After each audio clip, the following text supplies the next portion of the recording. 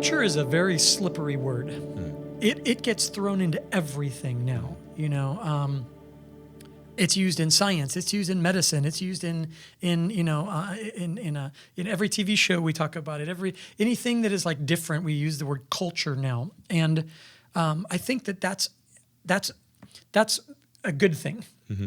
Okay, why am I having such a hard time saying it? Because you can't define culture, as just one thing. Like, here's what it is. But in a general sense, we need to remind ourselves that like culture is connected to the habits that we've created, the things that we've learned from our parents and their parents and their parents, our history.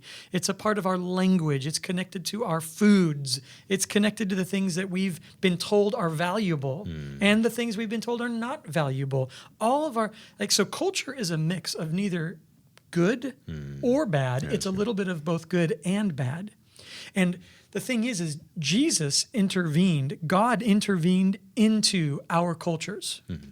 So when we talk about culture, I want it to not be like it's a negative. Yeah.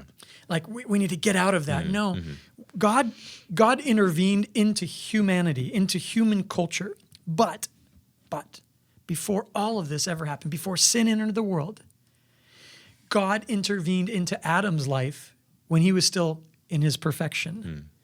And that tells me the value of a person is not in a culture can't give you value. Yeah, that's good. Culture it can't add value to what God already gave you.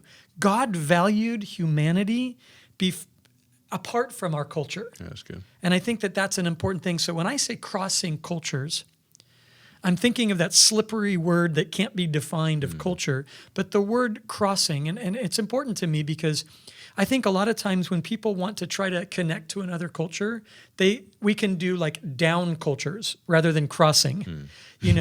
I've arrived and I'm now going to, learn your culture, even though it's primitive, even though it's below me. And I think we want to so avoid that feeling of like, or that sense of like, we've arrived and we're now lowering ourselves to reach other people. Yeah, Christians are not above anyone.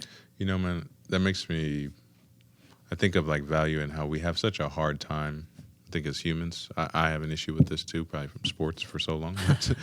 It's hard to hear that somebody else is valuable without questioning whether that means you're still valuable or not. Right. And so I think that there's a little bit of that when you talk about cultures where, if you're talking up the beauty of this culture and it's so, diverse and so amazing and everything, I think there is a bit of defensiveness and thinking our imperfection where we can hear, because they're beautiful, that must mean that either I'm not or not as beautiful. And so we have to be able to elevate our perspectives to where God is able to see this is 100% valuable. This is 100% eternally valuable. And these are all things 100% eternally valuable that exist together. And that doesn't diminish. Like when you tell one of your babies, I love you, you're not telling the rest of them you don't love them. You're right, exactly. But there is, in our imperfection, we can feel like, wait, am I as valuable? Am I not? And I think that's thanks for bringing that up, because I think that is a big part of the frustrations a lot of people are feeling right now.